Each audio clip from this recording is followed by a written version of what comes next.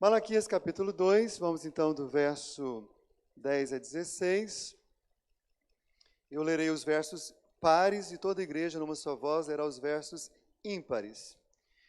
Não temos nós todos o mesmo Pai? Não nos criou o mesmo Deus? Por que seremos desleais uns para com os outros, profanando a aliança de nossos pais?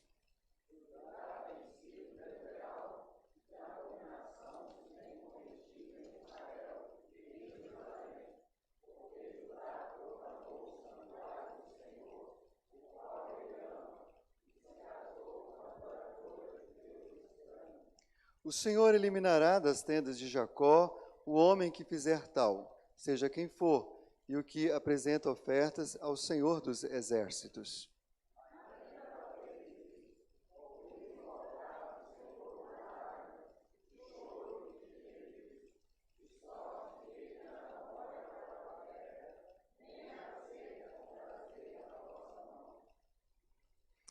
E perguntais, por quê? Porque o Senhor foi testemunha da aliança entre ti e a mulher da tua mocidade, com a qual tu foste desleal, sendo ela tua companheira e mulher da tua aliança.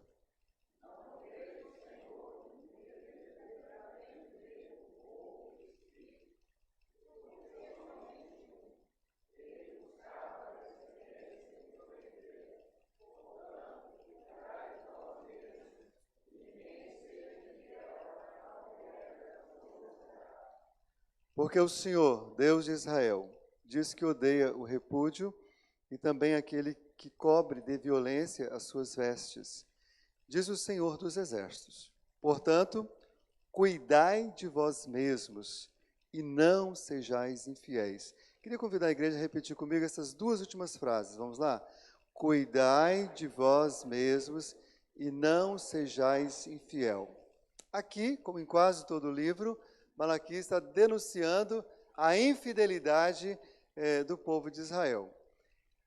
Os irmãos devem ter observado que a palavra infiel aparece aqui 2 vezes, a palavra desleal aparece 3 vezes. E, na verdade, são sinônimas, né? Uma pessoa infiel é uma pessoa desleal, é uma pessoa não confiável, é uma pessoa que não cumpre os seus compromissos, ou numa linguagem do dia a dia, um traíra ou qualquer coisa dessa natureza. Mas é muito bom observar o que os estudiosos do hebraico observaram, é que, na verdade, essas palavras, fiel e desleal, lá no texto hebraico é a mesma palavra. É uma palavra só. Só que, na verdade, é um verbo que se comporta como um verbo de ligação, de adjetival. Então, ser, na verdade, o verbo é ser desleal, ser infiel. É o mesmo verbo. E aqui é traduzido, então está falando da mesma coisa. Ou seja, a mensagem de Deus aqui é única. Não seja infiel. Não seja desleal. Mas quando você lê o texto com um pouco mais de atenção, você vai observar que há pelo menos 3 infidelidades denunciadas aqui de maneira mais clara. Você deve encontrar outras com um pouco mais de estudo. Mas não dá para trazer tudo aqui também para o púlpito, então vamos compartilhar 3 infidelidades aqui que Deus denuncia por meio da boca de Malaquias. Em primeiro lugar, Deus está dizendo ao seu povo, não seja infiel ao seu próximo. Então, a deslealdade para com o próximo ela é denunciada aqui, quando nessa pergunta, por que seremos desleais uns para com os outros? Gente, era um tempo de caos, né? Eles tinham voltado ali há 2 décadas, mais ou menos, do cativeiro, mas Jerusalém ainda estava muito complicado. Muita fome, muita dor, muito roubo, muita trapaça. E as pessoas trabalhavam muito. O povo de judeus sempre foi caracterizado por um povo que trabalha muito, até hoje, né? E eles trabalhavam arduamente na reconstrução de Jerusalém, mas a principal missão de cada família ali, o que na verdade o comportamento deles revelava uma missão pessoal, que era se tornar próspero. Eu e minha família vamos recuperar o prejuízo. Era mais ou menos assim, nessas frases mais do nosso contexto brasileiro, salve-se quem puder. Né? Se a farinha é pouca, meu pirão primeiro, né? Cada um para si, se vira, vai trabalhar, vai ganhar dinheiro e vamos prosperar. Não havia compaixão, sensibilidade, generosidade nem partilha.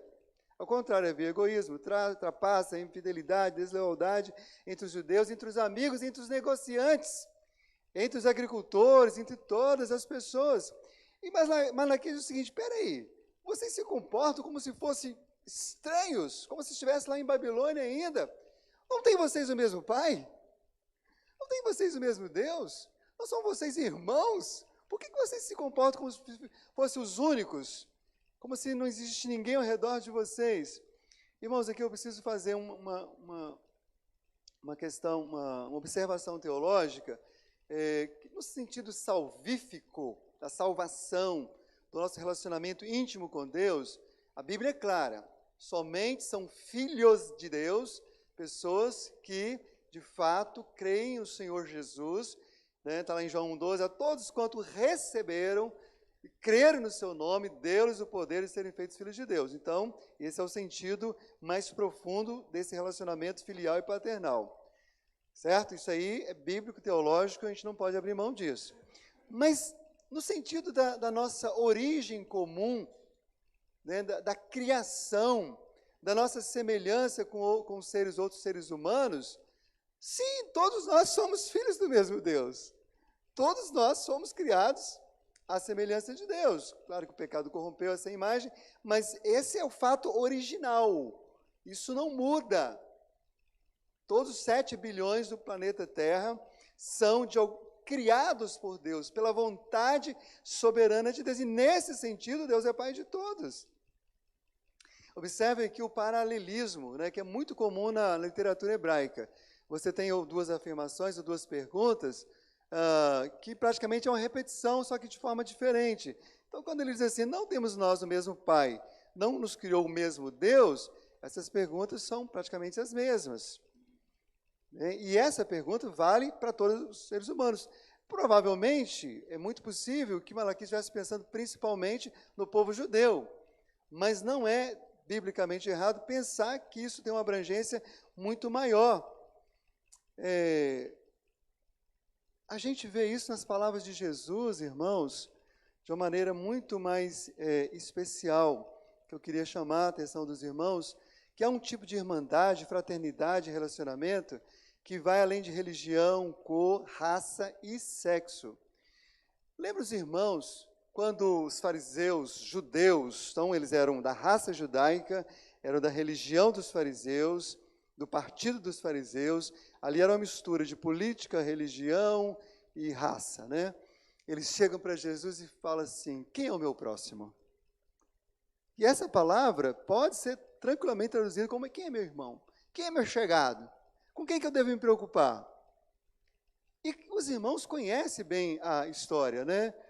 Quinta-feira eu estava numa palestra com o Carlos Henrique, onde ele falou sobre suicídio, ele terminou a palestra contando essa parábola, a parábola do bom samaritano. E os irmãos vão se lembrar que Jesus não diz assim, olha, o seu próximo é alguém da mesma raça judaica. O seu próximo é alguém da mesma religião dos fariseus. O seu próximo é alguém do mesmo partido e viés ideológico.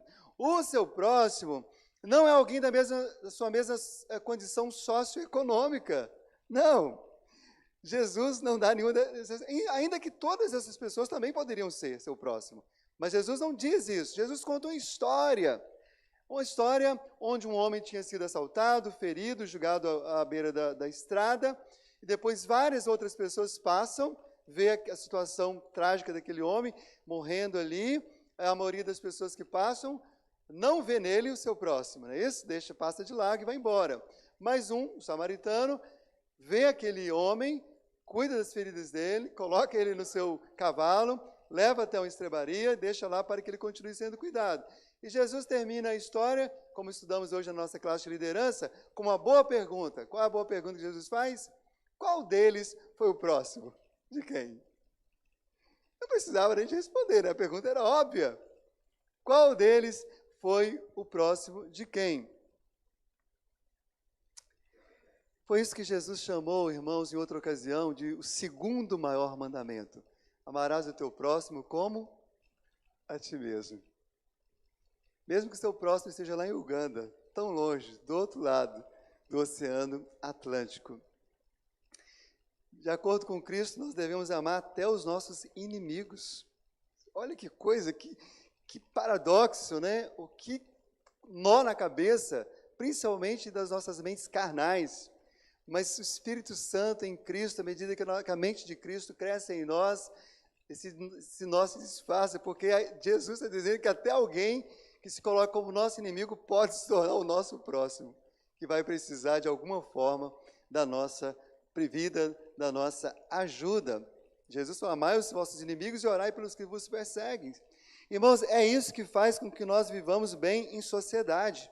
As pessoas podem não crer em Cristo, nunca serem salvos, mas não podem negar que a mensagem de Jesus é revolucionária, é transformadora e cabe em qualquer lugar do mundo. Porque é isso, irmãos, que faz com que a gente viva num país laico, mas não ateu. É isso que faz que a gente, mesmo não compartilhando a mesma fé com todas as pessoas, a gente pode compartilhar o mesmo supermercado, sem brigar com ninguém, pode compartilhar o mesmo carro, o mesmo estádio de futebol, a mesma praia, a mesma empresa, o mesmo ar. É por isso que mesmo não tendo ou fazendo parte do mesmo partido político, tendo divergência, ou não tendo do time de futebol, nós podemos amar as pessoas e respeitá-las. Não temos nós o mesmo Pai? Não nos criou o mesmo Deus? Mas é interessante que ao falar da lealdade uns para com os outros e da fidelidade para com o próximo, ele argumenta algo voltando para o passado. Ele diz o seguinte: como é que a gente vai fazer isso, ser desleal, profanando a aliança de nossos pais? Então ele se reporta a uma aliança antiga, a gerações passadas. Porque a nossa lealdade e fidelidade com o nosso próximo hoje está muito relacionada com respeito às gerações anteriores. Se quisermos abençoar a nossa própria geração, precisamos ter respeito com outras gerações passadas. Precisamos conhecer e respeitar a história dos que viveram antes de nós. Filhos respeitarem a história dos seus pais. Nós conhecemos um pouco a história da igreja nossa, das pessoas que vieram antes de nós, ou mesmo do nosso país. É claro, irmãos, que nós não somos chamados a imitar os erros dos nossos antepassados. Os erros deles devem servir de lição para nós. Mas nós, irmãos, somos chamados a aprender e a respeitar cada pessoa. É muito fácil você falar mal por gente que já morreu, né? Você pega uma história antiga e fala: mas isso aqui não está ali para se defender, né? Criticar, jogar na lata de lixo. Mas em tudo que for para a glória de Deus, devemos honrar a aliança de outras pessoas que vieram antes de nós. Mas também precisamos ser ainda mais fiéis, meus irmãos, e leais com as gerações futuras. Vocês observaram a música que as crianças cantaram? Elas falaram de escatologia, falaram da volta de Jesus, mas elas falaram também de um tempo antes da volta de Jesus. Antes que Jesus volte, essas crianças querem crescer, querem viver, querem poder nadar um dia ainda um lago que seja limpo, né? Querem poder ainda andar numa floresta, querem poder ainda curtir um pouco a natureza ao nosso redor. E está falando de futuro, de expectativa. E eu pergunto assim: qual o compromisso que nós temos com a próxima geração? Com nossos próprios filhos, com nossos netos, em todos os sentidos. Nesse sentido da vida aqui na terrena e da própria vida eterna. Mas, irmãos, no mundo onde as pessoas não olham nem para trás, as pessoas não têm olhado nem para frente. No mundo onde as pessoas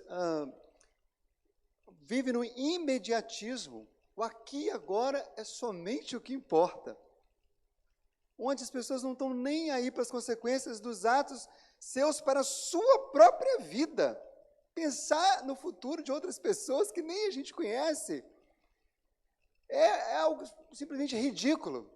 Mas a Bíblia nos convida. Nosso Deus é o Deus que Ele pode punir, diz a palavra, até a 4ª geração, mas que faz misericórdia até 1000 gerações. É um Deus de gerações.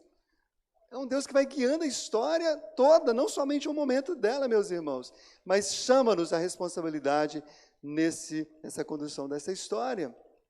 É por isso, irmãos, que práticas, por exemplo, como a prática do aborto cresce. Não interessa, preocupado só com o meu aqui e agora. Vai atrapalhar o meu serviço, eu vou abortar.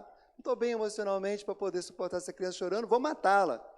É isso que move, não tem nenhum compromisso com o próximo, nem muito com o próximo, que ele não viu a cara dele ainda. Não viu a cara dele, porque não, você é um ser, é um montinho de células, né? Simplesmente vão destruindo as vidas, a natureza e tudo mais ao seu redor, e sem preocupar com a igreja, com a comunidade, com o que os outros pensam. É isso, irmãos, que leva ao consumismo. As pessoas gastam dinheiro hoje, vão gastar, sem pensar que ele pode organizar a sua vida, planejar o estudo do seu filho, pode planejar missões, pode planejar investimentos, pode planejar tantas outras coisas, porque não tem um olhar além de si mesmo. E assim, eu faço aqui mesmo, eu pergunto a você, as crianças da Igreja Presbiteriana em Jardim Camburi podem contar com você? Os adolescentes da Igreja Presbiteriana em Jardim Camburi podem contar com você? Com o seu testemunho, com o seu amor, com a sua atenção, com os seus dons, com os seus talentos, com o seu serviço, inclusive no departamento infantil.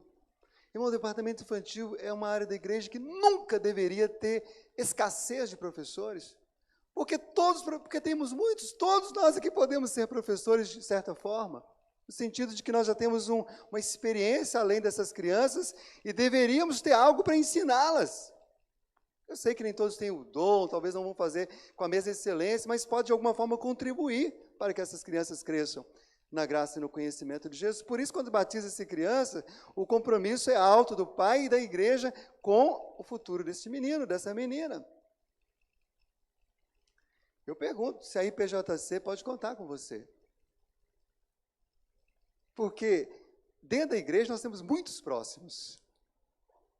Pode contar com o seu abraço, com o seu sorriso, com a sua atenção, com a sua amizade. Eu sei que a gente não vai ser amigo íntimo de todo mundo, não estou falando disso. Mas cumprimentar alguém na porta da igreja, perguntar o nome, saber quem é, dar as boas-vindas, sermos mais hospitaleiros. Quantas pessoas entram e saem dessa igreja sem ninguém conhecer? Por que você não teve a coragem de chegar e perguntar, quem é você? Como é seu nome?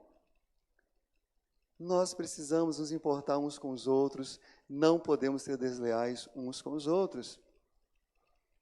Aliás, a palavra de Deus nos chama a atenção disso em várias áreas, né? Essa lealdade é requerida no relacionamento humano em geral, mas ela é muito mais profunda, irmãos, necessária e fundamental na família. E aí nós vamos entrar no nosso segundo ponto, não seja infiel à família. Lembra de apóstolo Paulo escrevendo a Timóteo? Capítulo 5, verso 8. Ora, se alguém não tem cuidado dos seus, e especialmente dos da própria casa, tem negado a fé e é pior do que o descrente. Então, veja bem, nós temos um nível de responsabilidade, de lealdade com qualquer pessoa. Qualquer. Aquela pessoa que sentou no ônibus que eu nunca vi, eu tenho um nível de compromisso, de respeito, de educação, de atenção, com o morador de rua, com a pessoa em situação de rua, com o aluno na escola. Mas quando se trata da igreja e da família, a Bíblia é muito clara. Há algo mais profundo, há algo mais especial. E isso aqui também é denunciado, essa deslealdade para com a família é denunciada. Frases como assim, a mulher da tua mocidade com a qual tu foste desleal. Ninguém seja infiel com a mulher da tua mocidade. Essas frases mostram a gravidade da situação familiar em Israel naquele tempo. Seus irmãos, não vou ficar lendo o texto novamente o tempo todo, mas tem um momento que Deus fala que não estava tendo prazer no culto deles. E eles perguntam por quê. E uma das razões que Deus diz, olha, eu não tenho prazer por quê? O que vocês vivem na família de vocês não tem nada a ver com quem eu sou e com o culto que vocês querem me oferecer. Como é que eu vou ter prazer no culto de vocês se eu não tenho prazer quando eu olho para a sua casa, para o seu quarto, para a sua cozinha, para a sua sala, no meio da semana? Havia ali em Israel situações muito graves no relacionamento familiar, que aqui não são detalhadas, mas um pouco de estudo vai nos dar algumas informações desse contexto aqui. Aqui, especialmente, a essência aqui, tem uma situação conjugal. Aqui tem três situações importantes. a situação do adultério, a situação do divórcio e a situação da violência, que naquele tempo era algo absurdamente horrível na vida daquele povo. É importante a gente lembrar que os judeus tinham vivido a maior parte, 70 anos na Babilônia, eles tinham recém-chegados. Muitos daqueles homens ficaram longe de sua terra, muitos nasceram longe da sua terra, muitos separados de seus familiares, acima de tudo, longe de Deus, esquecidos de que a principal testemunha dos seus matrimônios, de seus votos, tinha sido o próprio Deus. Todos os casamentos, né, quase todas as culturas, não sei se todas, porque eu não pesquisei tanto assim, mas em muitas culturas, no Brasil isso é muito comum, casamento tem testemunha, né? Mas Deus está dizendo o seguinte, olha, vocês não têm uma testemunha do casamento de vocês viva, mas eu sou testemunha. Eu estava lá. Eu os abençoei, a mulher da tua mocidade e o seu casamento. E vocês acham que pode agora simplesmente abandonar suas esposas, terem outras pessoas e viver com quantas pessoas quiserem, como hoje, né, esse mundo está promovendo, né? Todo dia você tem uma notícia de um casamento diferente, um casamento de um com 4, com um com 3, com 2 homens, com 2 mulheres, com isso, com aquilo, com bicho, com animal. É uma coisa abominável. Já era abominável naquela época e hoje o pecado tem se multiplicado de uma maneira absurda. E muitas dessas pessoas estão em cultos, também oferecendo cultos a Deus. Acham que Deus está se agradando dos seus cultos. Deus não está se agradando desses cultos. Porque o Senhor Deus de Israel diz que odeia o repúdio e também aquele que cobre de violência as suas vestes. Irmãos, divórcio é uma coisa que a gente tolera, que a gente perdoa, que a gente até convive, mas que a gente não pode amar. Não se aplaude divórcios. Não se faz um culto e ação de graças porque eu consegui divorciar. Não se aprova. Deus odeia o divórcio e os filhos de Deus também devem fazer o mesmo. Jesus foi claro com os religiosos judeus, fariseus, que o questionaram sobre a questão do divórcio. É lícito repudiar a mulher por qualquer motivo? O que Jesus respondeu? Não foi assim desde o início. E Jesus conclui dizendo o seguinte, sabe qual é a razão mesmo porque vocês divorciam? Dureza do coração. A dureza do coração humano que leva um casal a se separar. Nós vivemos um tempo onde muitas coisas ruins são chamadas de boas, meus irmãos. Isaías experimentou esse tempo.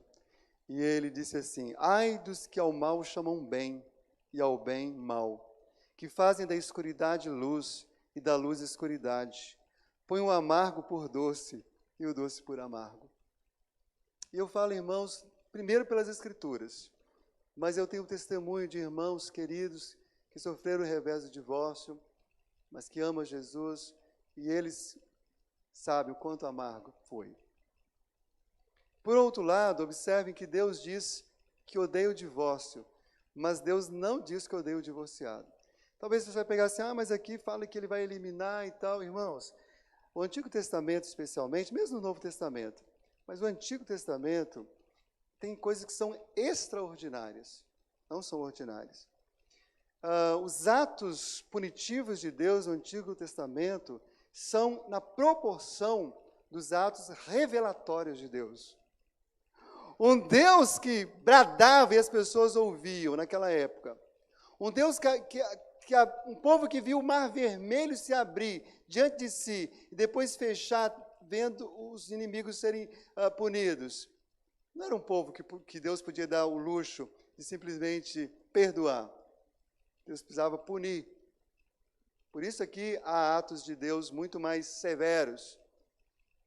Mas observe, meus irmãos, que esse texto e as Escrituras, num todo, têm uma graça e um olhar de misericórdia para com todos os seres humanos, pecadores, inclusive as pessoas que passaram pelo divórcio. Mas é interessante que aqui Deus diz, quando ele fala da violência, ele não fala, eu odeio a violência, ele fala que odeia aquele que pratica a violência. Por que será que Deus diz isso?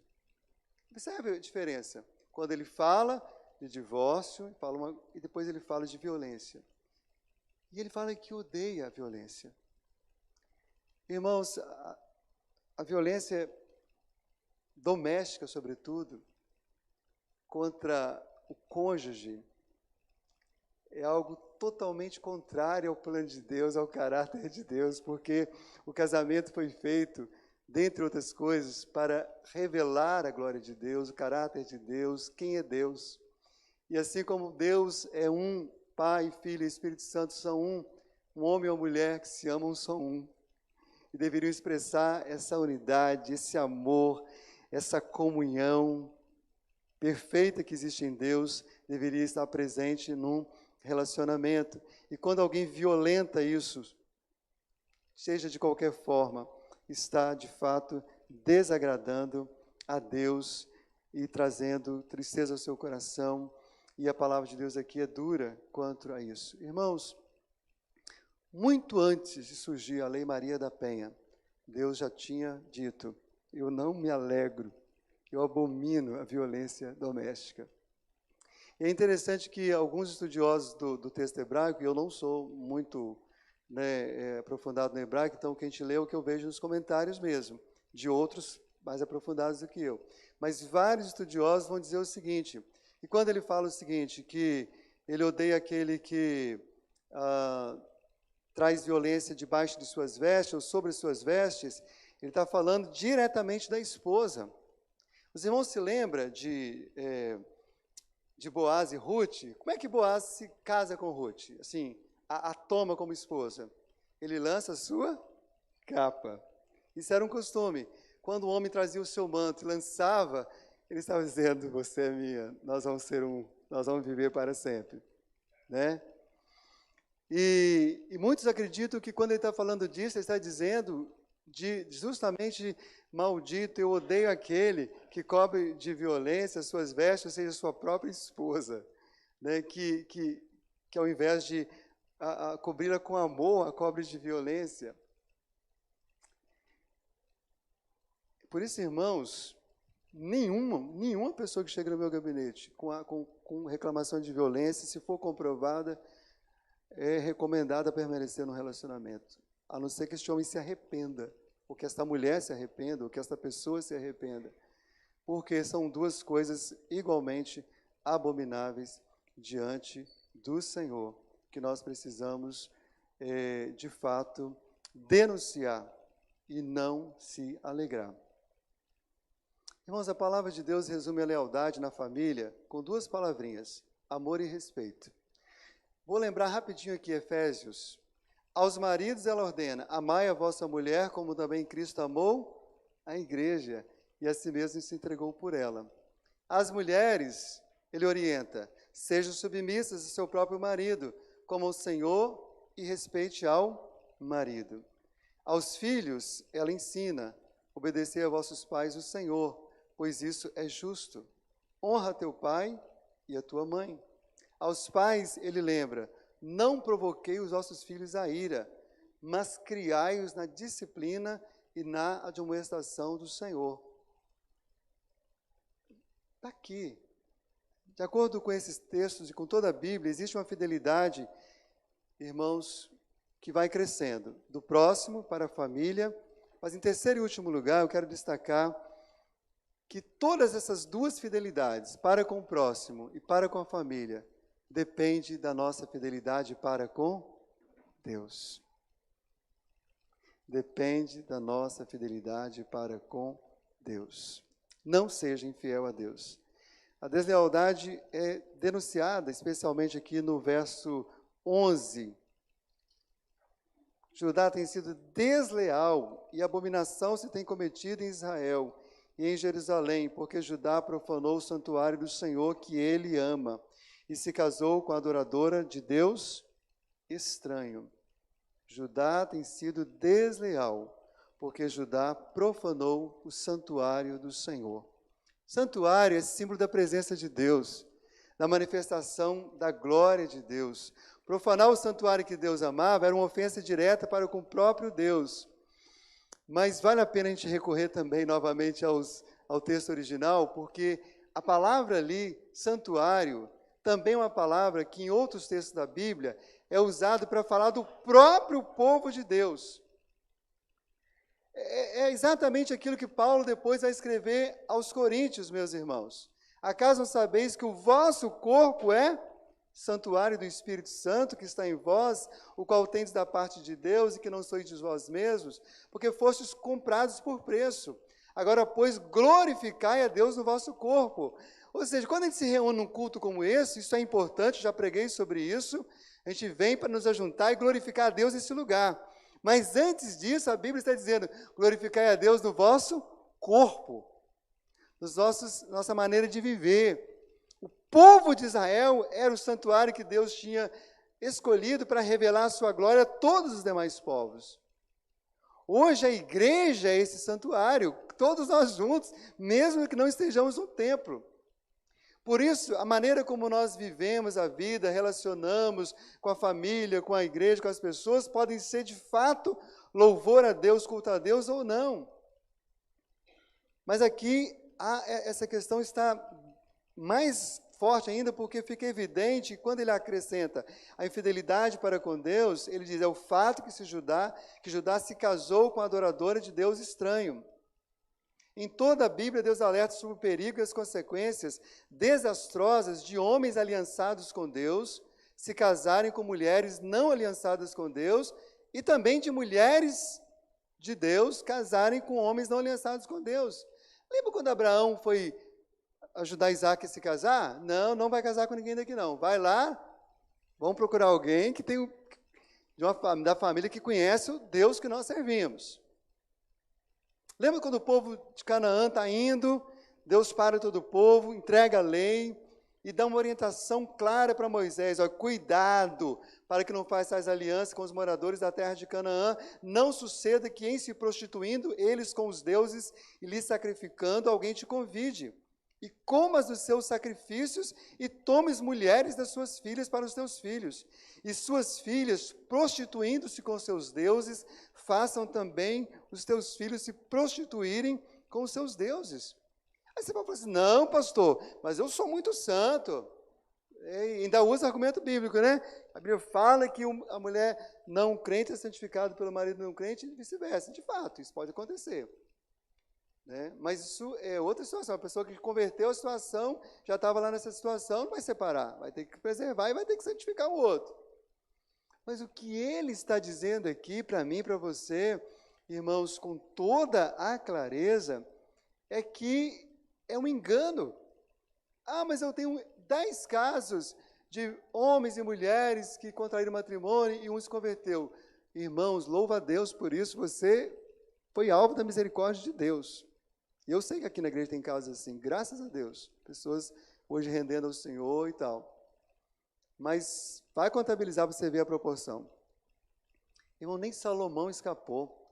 Salomão, camarada, cheio de sabedoria, cheio do Espírito de Deus, mas foi envelhecendo e um momento da sua existência, ao invés de ele ser ainda mais fiel a Deus, se corrompeu.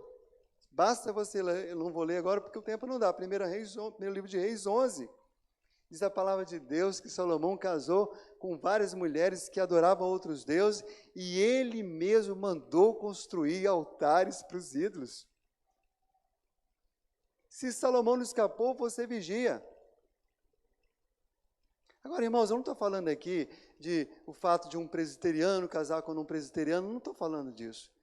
Estou falando de que se você se casa com alguém que não ama Jesus, você que é solteiro, e vier se casar, você está tomando a decisão consciente de que você não vai poder ter o mais profundo comunhão e união com essa pessoa, que é a união espiritual.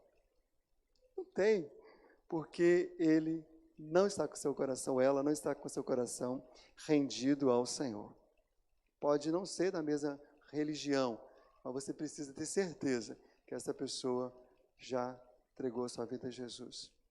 E os irmãos e as irmãs que estão nessa situação sabem o que eu estou falando, a luta que todos vocês têm ou todos vocês têm. Mas a palavra de Deus é clara, não pode separar. A não ser que o outro queira ir. Se ele quiser ir, glorifica a Deus, fica em paz. Mas você não pode tomar essa decisão, não. Porque senão é outra infidelidade de novo. É interessante que, lembra de Esdras e Neemias? Foram contemporâneos de Malaquias. E tem um momento lá no livro de Esdras muito tremendo, porque eles são denunciados quanto a isso.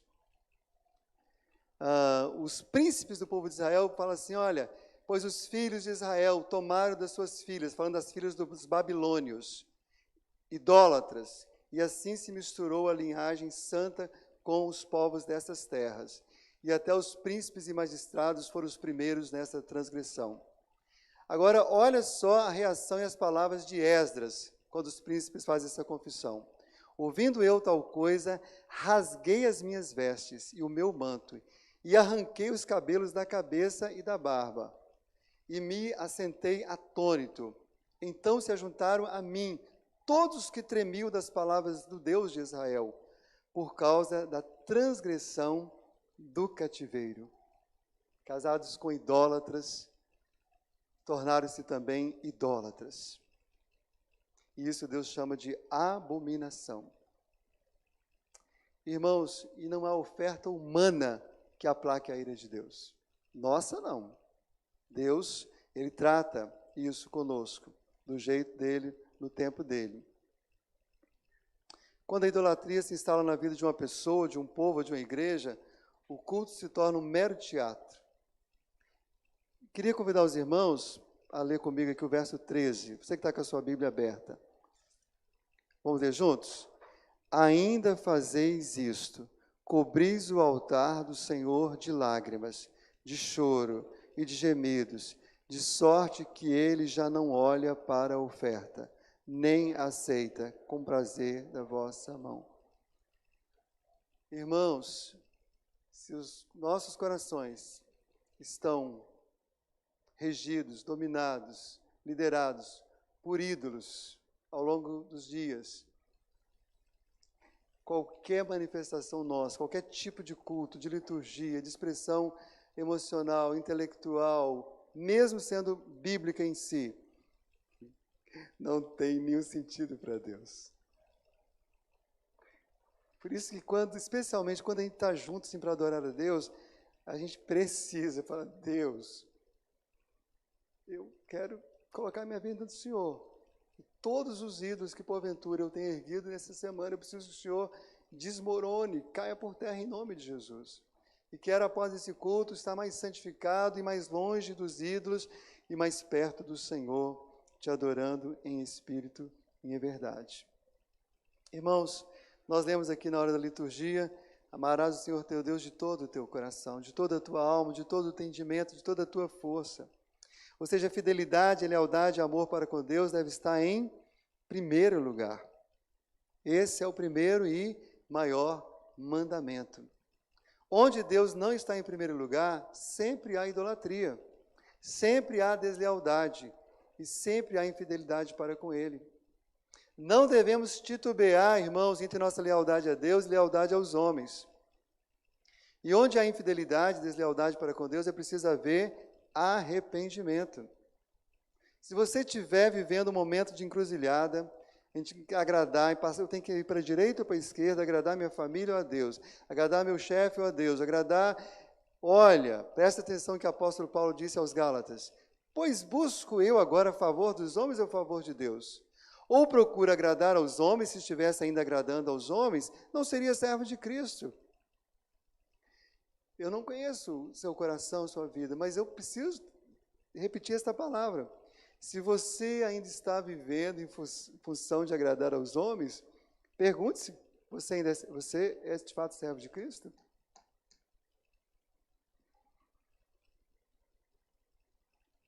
Sem fidelidade a Deus, todos os demais relacionamentos são corrompidos e prejudicados.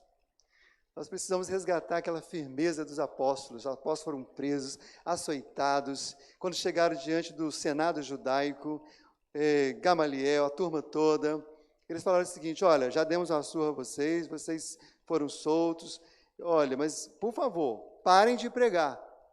A gente não quer ficar toda hora também batendo em vocês estão nos cansando. E aí, os apóstolos falam assim: Gamaliel, amigão, antes importa obedecer a Deus do que aos homens. Faça o que você quiser, para aprender de novo, vai bater, vai perseguir, mas nós vamos ficar fazendo o que Jesus Cristo mandou. Nós vamos pregar o evangelho a toda criatura. E nessa Jerusalém e fora dela tem muita criatura para ouvir o evangelho.